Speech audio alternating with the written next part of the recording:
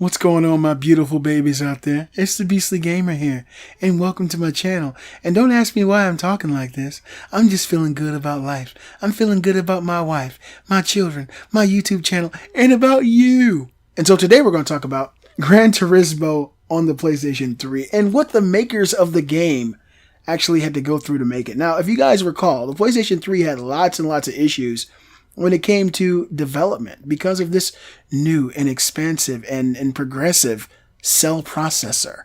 The cell processor was a fucking horrible idea. It was really, really hard for people to make games for it. It just didn't work. Companies like Naughty Dog were able to pull out the magical goo that was inside of the cell processor, but a lot of developers had major issues, especially when it came to multiplats. Multiplats, for the most part, in the 7th generation performed better on the Xbox 360 because it was easier. It had an easier GPU to work with, and now these developers are breaking their silence about that beloved 7th generation console. And I'll drop a link in the description for you. Gran Turismo maker calls PlayStation 3 development a nightmare.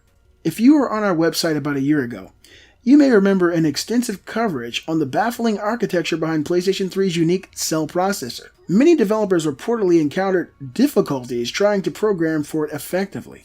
If you haven't read all about this, let our John Stokes sum it up for you.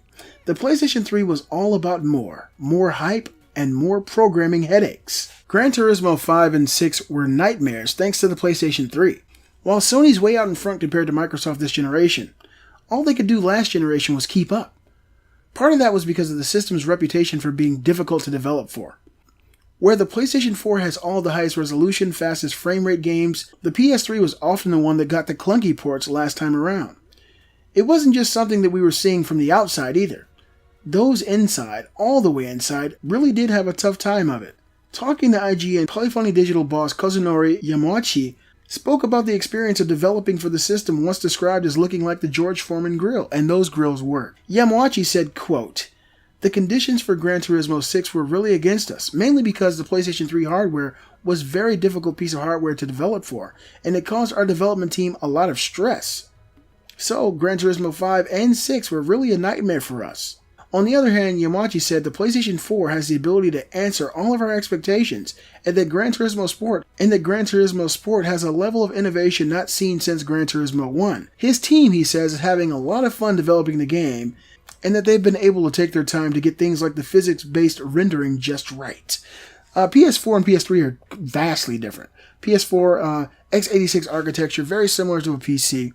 That cell processor is just, I don't even know what it was. I just know that everybody had a ton of trouble developing for that thing. And I'm really happy now that these developers are seeing, advances in technology. Hopefully Nintendo, brings that NX around. We only got a few more months until we start seeing that thing, and they make it easier for developers to make games on it. But yeah, man, the PS3 was a nightmare to develop for. And back then I was, in my ignorant bliss, I was thinking that the PlayStation 3 was the bee's knees, man. I'm really, really happy about this, and I think the developers, they know what's going on. If they're working on a game and they're having tons and tons of issues and they've got stress because of the cell processor, I'm happy Sony listened. A lot of these companies don't listen to people who work for them, Konami. But yeah, it's a good story. I'm really, really happy to announce that to you guys. Let you guys know that Gran Turismo Sport is supposedly going to be a really good racing simulator. I'm not into racing sims. Unless they make it free like Drive Club, I probably won't mess with it, but I thought the story was fun enough to share.